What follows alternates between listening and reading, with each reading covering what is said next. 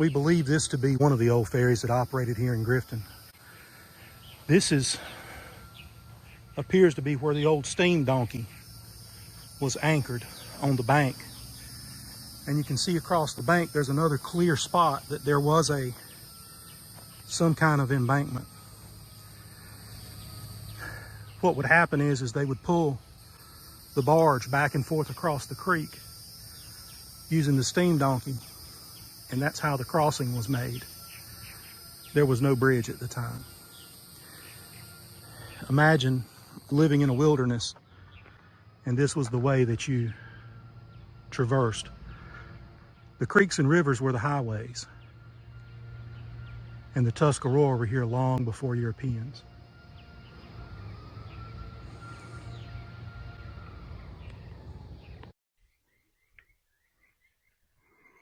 Hello, everybody. I'm here on the old road. This path has been here as long as I can remember. It runs right down beside the creek, right along the creek bed. I'm directly across the creek from where the other side of the ferry landing was, where the steam donkey was mounted to the bank. Now what I'm doing is I'm looking for something on this side of the bank that would anchor the pulley for the steam donkey on this side. I'm not prepared to dig today, so I'm just looking for obvious things. This would be the most direct route to the landing on the other side. And there's a fairly large berm right here. I'm willing to bet that if I come back with a metal detector, that I'll be able to check that berm right there, and I'll probably find the pulley system for the other side of the bank for the ferry. I don't know, that's a guess, but it's a perfect shot across the road there. So let's walk over here and look. Might be better to do this in the fall when there's not as much greenery. Directly behind me, if you peep through the bushes, you'll see the other side of the ferry landing. And I'm pretty sure that this large berm up here is where the pulley system either is buried today or where it was back in the day. All right, so I'm just walking down the path here. It's my understanding that this was the original road, because the writings of the time from the 1700s describe the road as coming directly along the side of the creek, and the ferry landing being there to take people across the creek. So this has got to be it.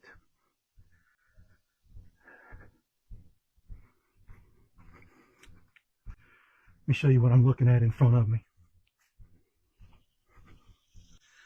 It's a walking trail now.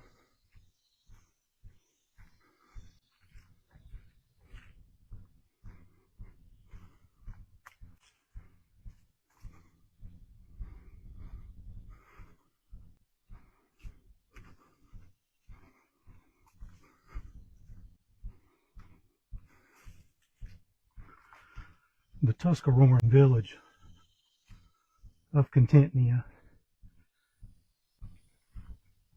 would have been not too far from here.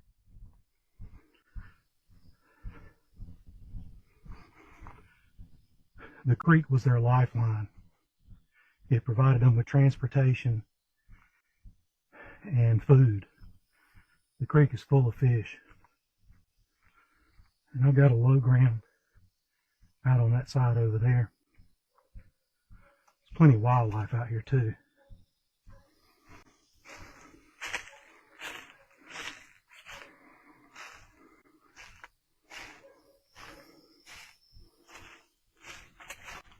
I found my first yellow fly.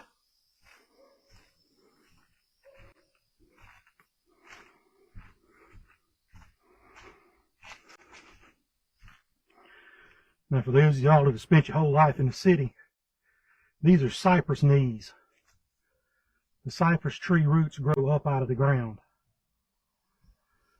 They grow down into the ground and then they grow up out of the ground. So the new road's on the other side of the creek. And you just heard a car go by. But imagine in the 1600s and 1700s, this was the highway.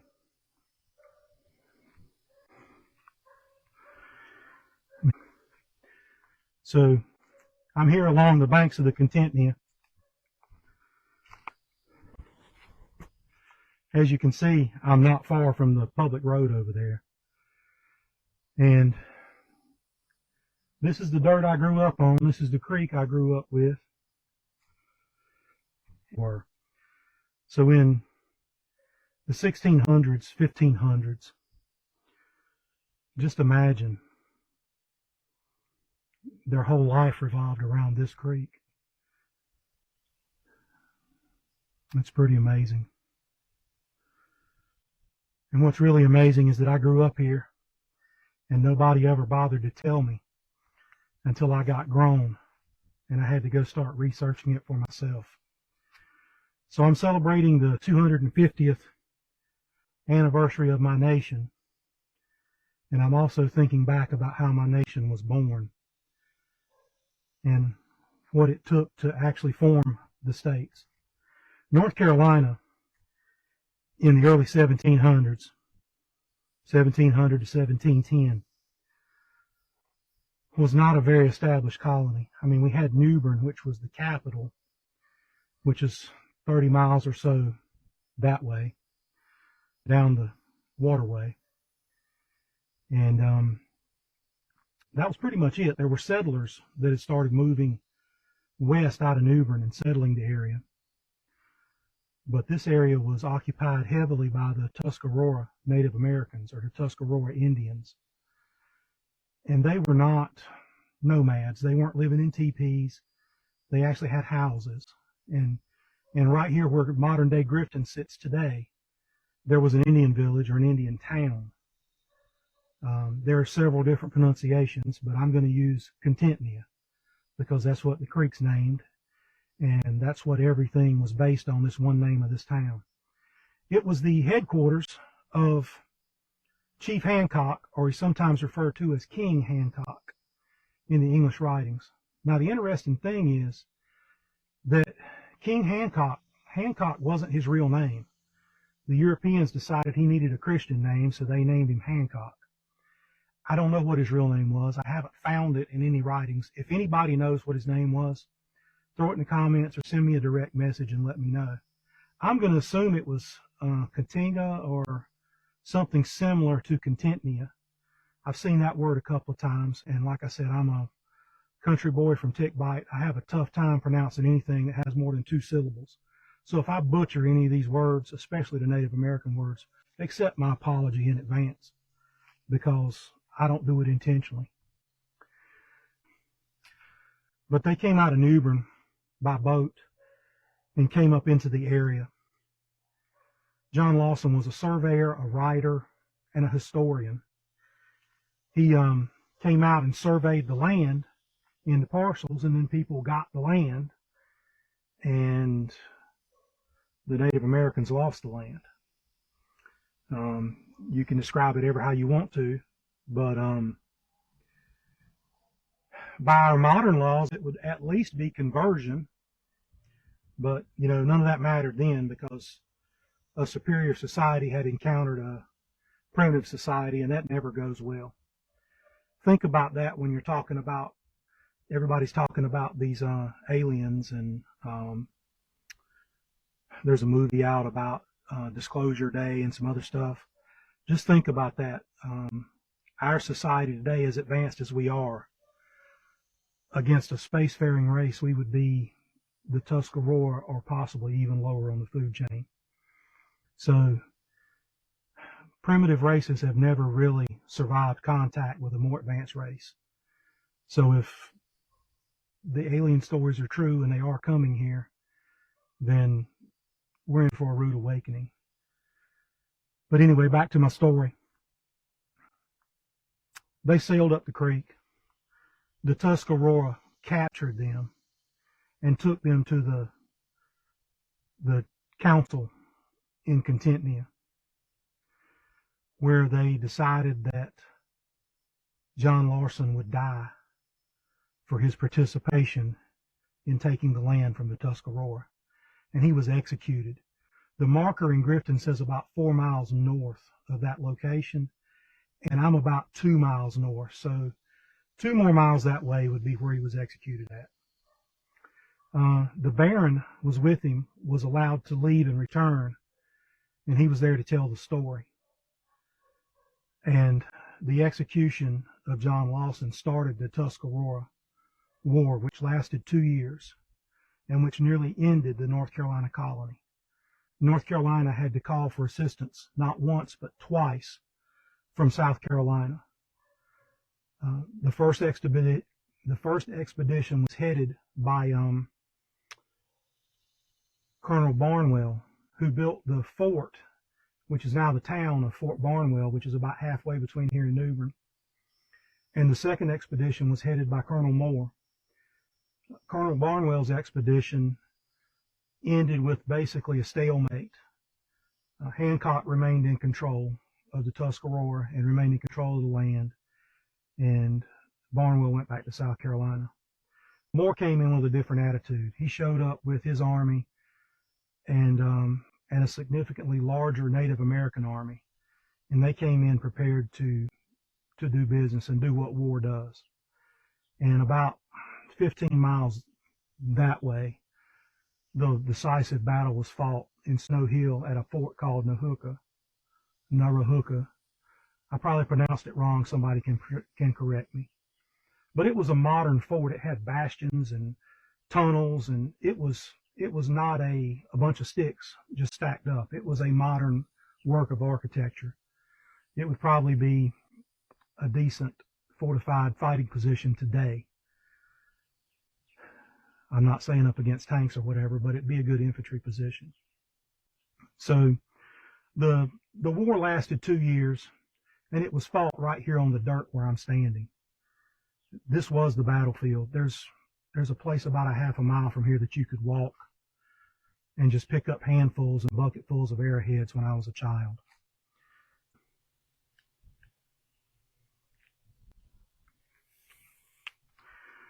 It's starting to thunder, and where there's thunder, there's lightning. So I'm about to start walking out. The water remembers. I'm going to take you with me as I walk out. It's hot. I'm about to sweat to death.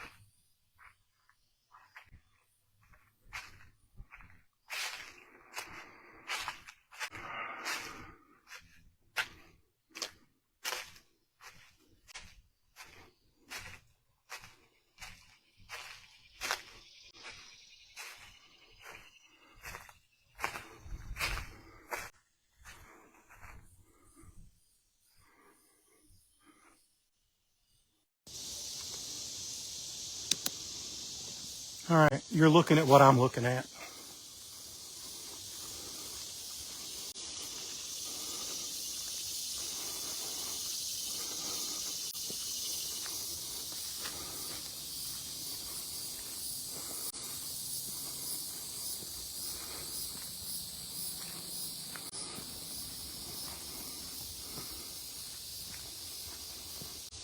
What do you think of the road? Do you think I'm right with my theory that this was the original road that was described in the European writing? It follows directly along the creek, and it's been here. You can see it on Google Earth. You can follow it all the way to Tick Bite on Google Earth. Parts of it aren't passable anymore, but you can still see where the earth is scarred on Google Earth. So I think this was the original road. There would have been another ferry crossing on the Neuse River back behind me there. This heads to the Neuse River.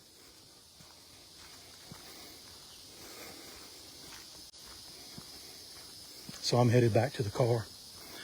I'll let you see some of the creek bank.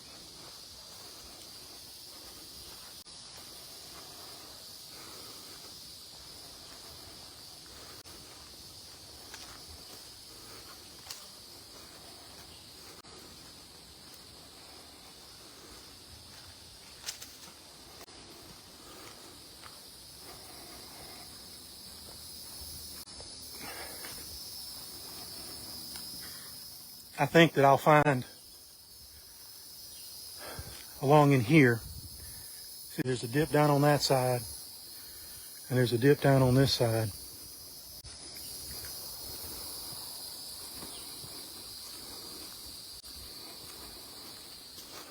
And there's more right here. I think the other side of the ferry, the pulley system that would hoist everything over, I think it's going to be right here within this berm or possibly that berm, but I think it's going to be in this one. It's much taller than the rest of the creek bank, and I think nature overtook it, but I think it's right there. A relic from the 1700s. I'm pretty sure it's right there.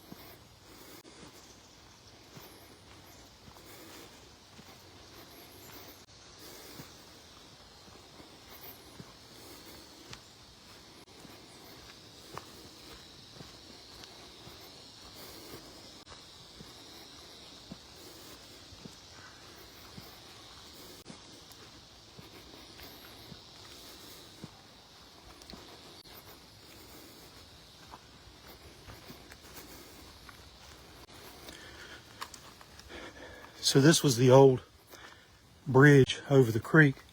I'm pretty sure this is the old train track.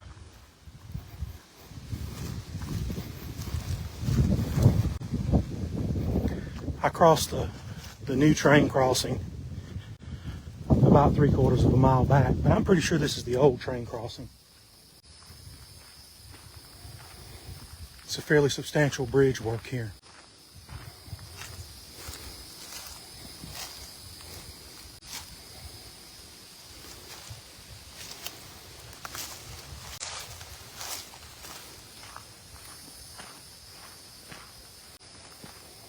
I'm not going down in there. I don't have on long pants and boots, and I don't want to go visit with a water moccasin. But I will walk to the edge here. Oh, I can see pretty good.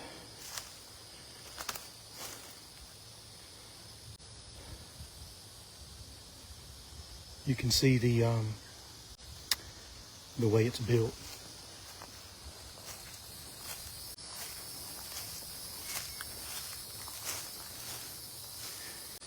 You can see the iron pillars that used to hold the bridge.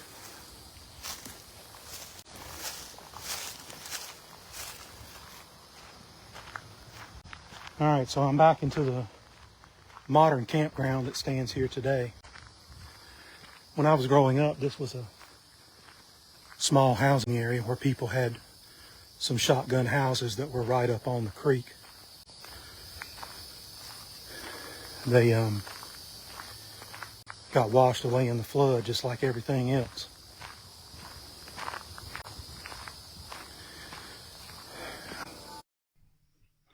Hey, so I'm standing on some dirt that my family sold to the county after the flood the big flood, the flood of the century.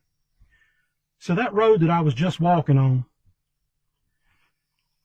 it would have come out right here in this area. You can see it on Google Maps where the earth is still scarred from it. It came out right here, and it would cross what's now the modern road, and it continued down this little path right here. I don't know if that's the original road or not. I do know that it goes in there about a quarter of a mile, and it turns to the left and goes straight to the Neuse River. So it would be the path that, if I were making a road, that's the way I would have taken it.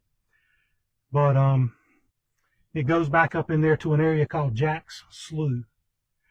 But I am in the big city of Tick Bight, North Carolina right now.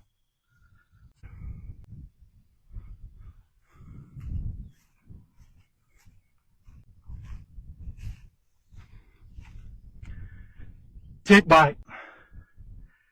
I'm not far from Bug Tussle, Skeeter Pond, Dog Patch, Pitch Kettle, Fort Barnville, Grifton, Snow Hill, Nahookerah. A bunch of places are close by.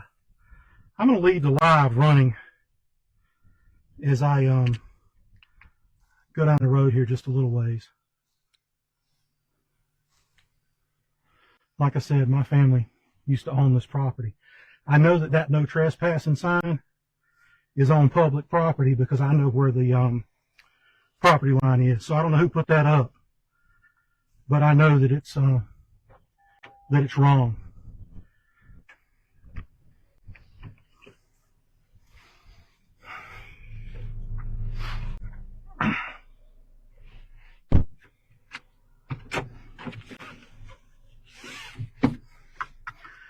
So I'm just going to let you ride on the dash here a little ways.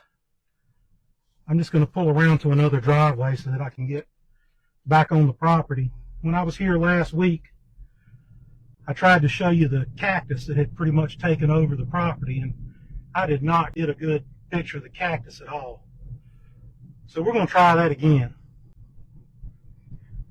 And I'm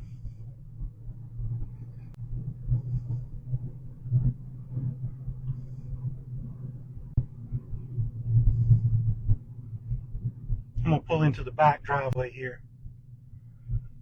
and get onto the property.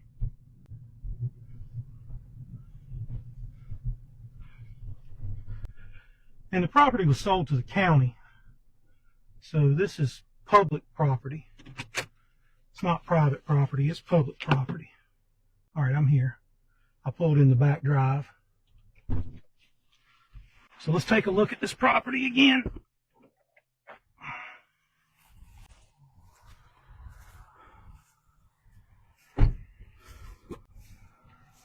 Hey there. So this tree behind me here, my mother planted that tree when I was just a little lad. I was not old at all. So let me see if I can show you these cactus.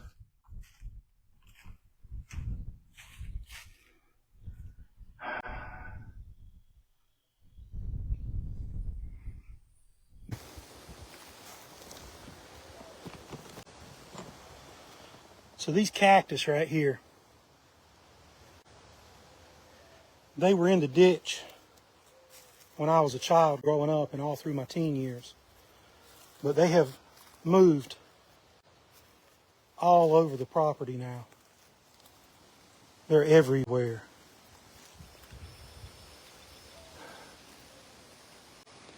So when I was growing up, there was a path that headed off into the woods right along in here. And it joined up with that old road. That old road came out where I showed you, back up that way. And then back here in the woods, it made a split. And it came out, I can show you from here.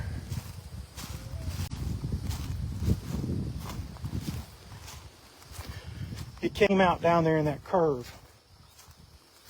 It came across where the paved road is today. Now, across the paved road here,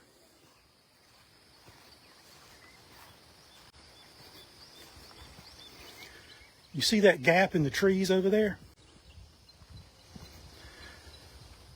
The old road came up through there. And I was a kid being a kid one day. There were no other houses here. And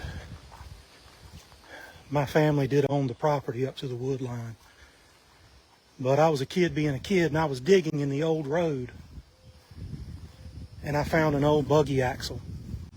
It was just a piece of iron. I took it to my dad. I said, "What is that?" And he told me. So here's more cactus. They're everywhere.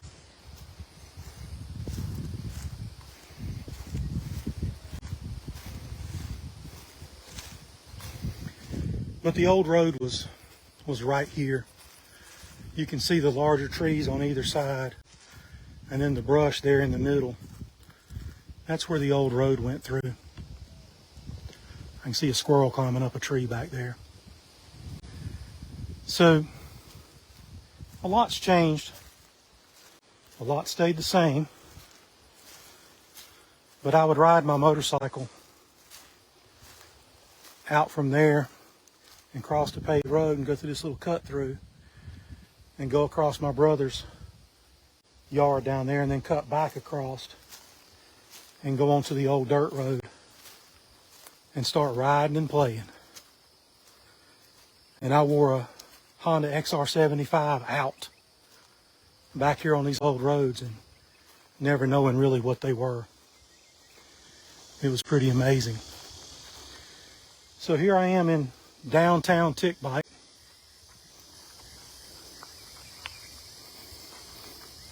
And I'm showing you the big oak tree that was a sapling when my mother planted it years ago.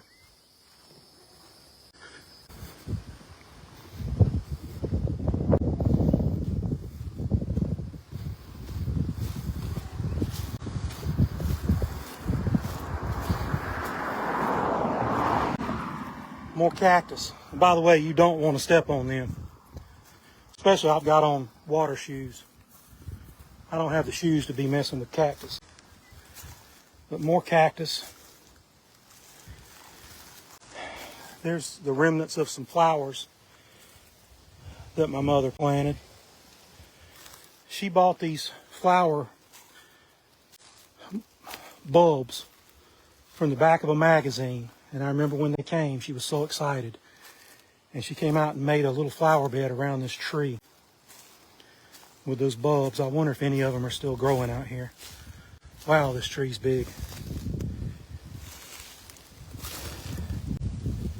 I'm looking for copperheads. This tree is big, big, big. I don't see any off the top of my head, but they might be in there. You notice the trees? What kind of tree is that?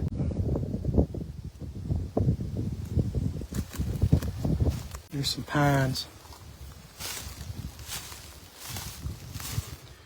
Dad always said that you could really tell when you had some really poor land. If it grew scrub oak and longleaf pine, it was trash. Well, here we are, right? More cactus. They love it here.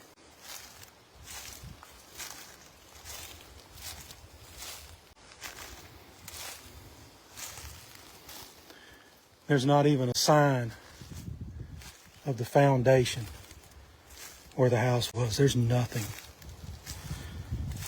There was a large concrete porch that was screened in that ran all across here. And the house stood right here. But nothing remains. I mean, nothing. Had a detached garage that sat back over here. And nothing remains.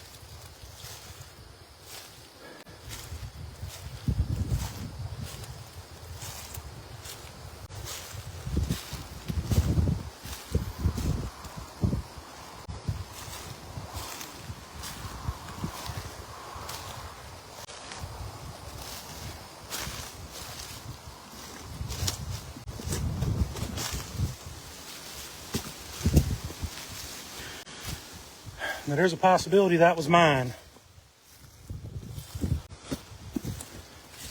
And there's a possibility it wasn't because of the flood and stuff, but it's in the right place for it to have been mine.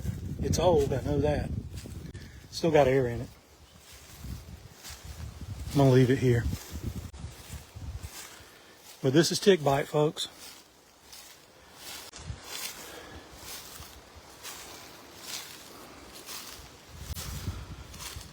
And I didn't know at the time I was living here and the time I was digging axe heads and arrowheads and buggy axles and stuff out of the ground that I was standing on top of history, and that one of the biggest decisive wars in the founding of the United States was fought right here. But you know, the things they keep from you in history books. There's some of my mom's plantings that have survived.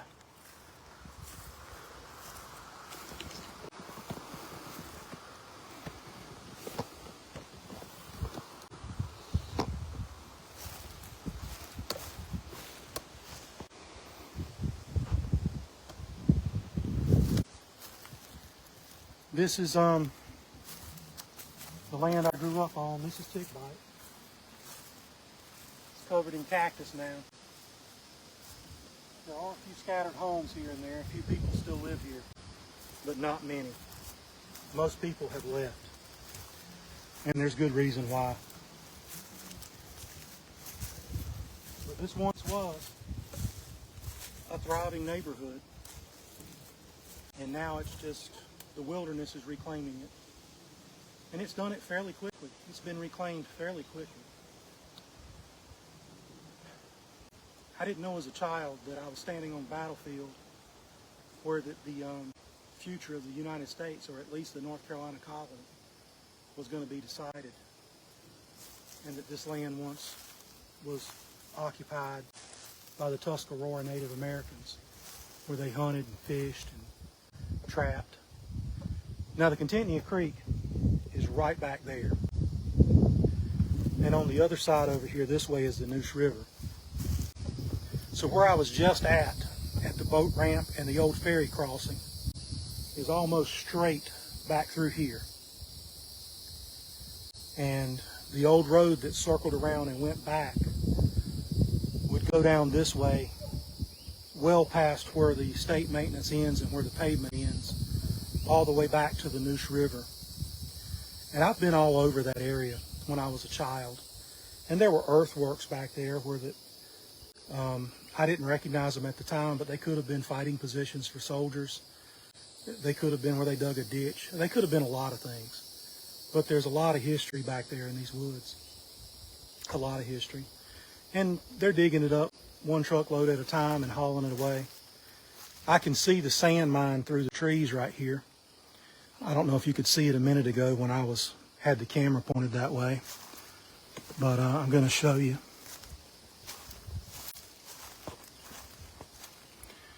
If you look straight through the trees, the yellow that you're seeing there is actually the piles of sand from the sand mine.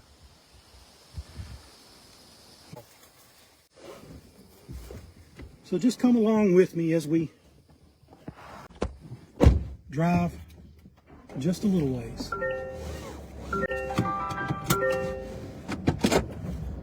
Start recording video. Yeah. Well, that's my dash camera, by the way. If you don't have a dash camera, get one. Get one. That camera recorded what almost was the end of my life when I was hit head on by a reckless driver. It nearly killed me. Well, it did stop my heart for about 15 minutes. And I got to meet a being that I can only describe as an angel. It was an awesome experience. And if anybody has an experience like that and they come away saying that they don't believe in God, they got some serious, serious problems.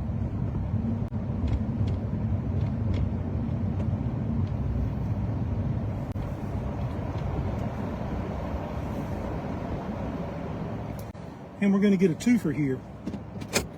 because the old road and the sand mine. So we get a 2 for 1.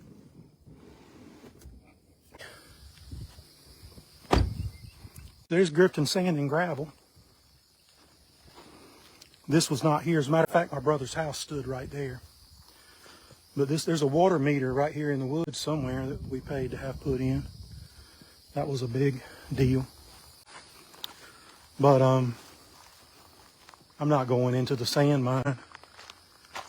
But you can see the sand stacked up back there for huge piles of sand. And from what they told me, they're actually getting this crush and run gravel out of there too. I had no idea that that would be back there, but they're getting that as well. Now the old road ran through here. A friend of mine still lives there. And there's an old house back here. You see the gap in the trees back there? That's the old road. There's a gate across it now. There was no gate back when I was a kid. And the owner didn't mind us going back there as long as we didn't mess it up.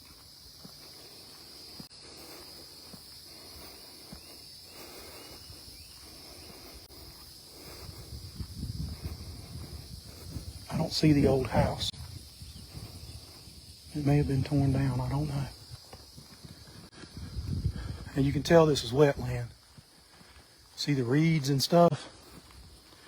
Imagine trying to survive in this. I'm about to burn slam up right now. I'm sweating like crazy. Just imagine this being all you had. I'm looking for the old house and I don't see it.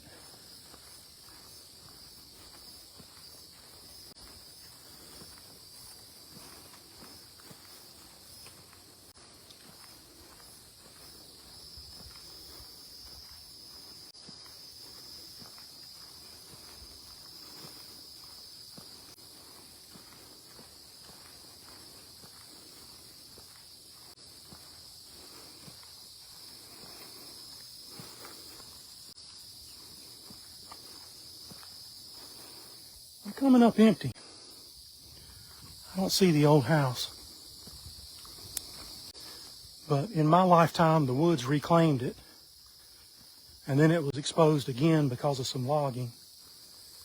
And evidently the woods have reclaimed it again. Or maybe it's been torn down. And I just got a raindrop on my face. I think it's about time to hit the car.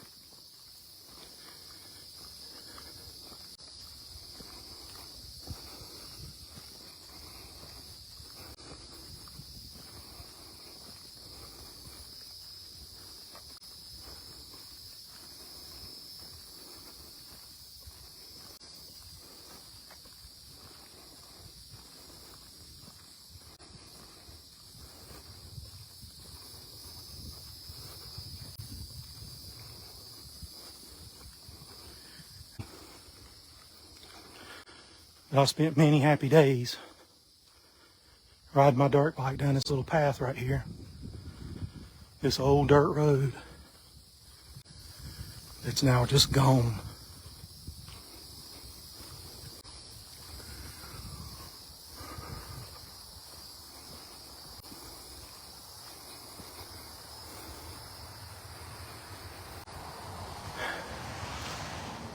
Floods ruin things, you know? They really do.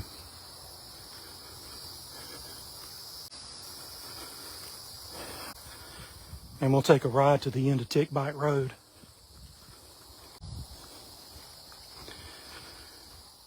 Chris's dad was named Kirby. And Mr. Kirby had a house here. Mr. Kirby worked on cars. He was probably the best mechanic in the area. He could fix stuff. He loved Toyotas too. Really loved Toyotas. He could fix stuff. Man, that man was a whiz. He was a mechanical whiz. And I've always liked mechanical stuff. So I'd go down and hang out and watch him and learn some things. So before I was 10 years old, I knew how to take a motor apart, and I knew how to strike an arc and actually run a welding bead. Compare that with what 10-year-olds are doing today. Kind of sad.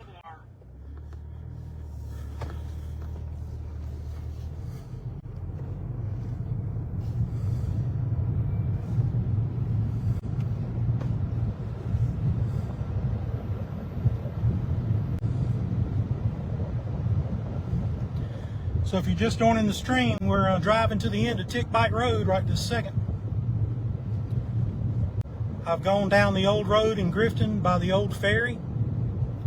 I've walked down what I believe to be the original Contentnia path or road. And now I'm driving through flooded Tick Bite. And you can see some people decided to stay, but most people left. It's pretty much one big disaster area still. So there's another mine that's down here.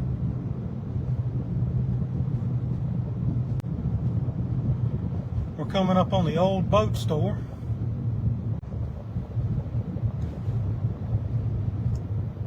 Everything looks so different now.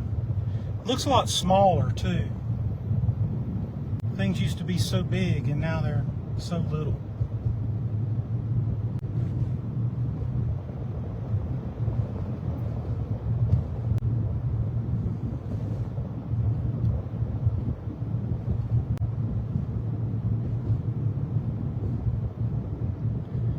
So this is where the state maintenance ends. I had friends that lived all along in here. Most of their houses are gone. But used to, you could drive down past where that gate is and turn around. And sometimes people would pull down there and park their car for whatever reason that they might choose to do that. But I drove a school bus in high school, and I drove the school bus back in that little circle and turned it around. So it went onto that road and did a turnaround. So this is the end. This is all a Tick Bite here.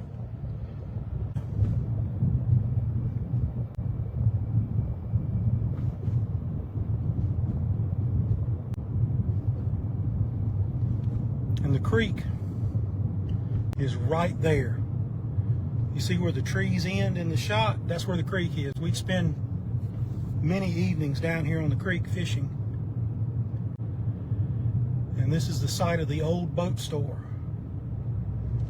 And matter of fact, there's the old boat store right there.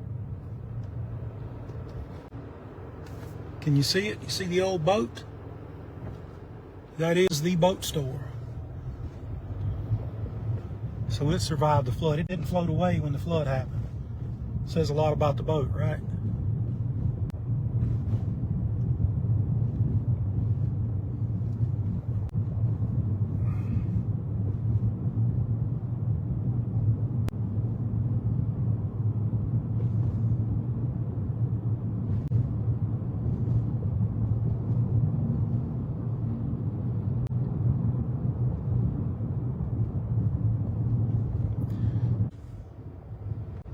So, but that's all Tick Bite, folks. The place is full of game. Somebody has spray painted the trees blue or purple. I guess they're trying to mark the property as no trespassing, but hate to break it to you, bud, that's public property. It ain't yours.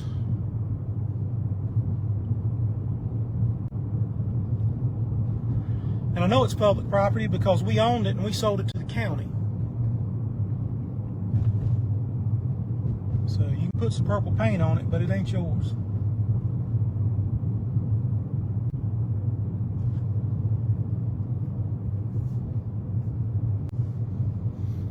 So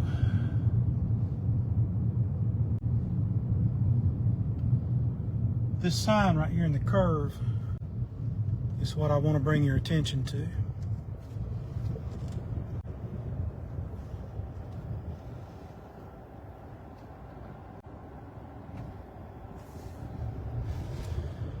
1,700 acres for sale.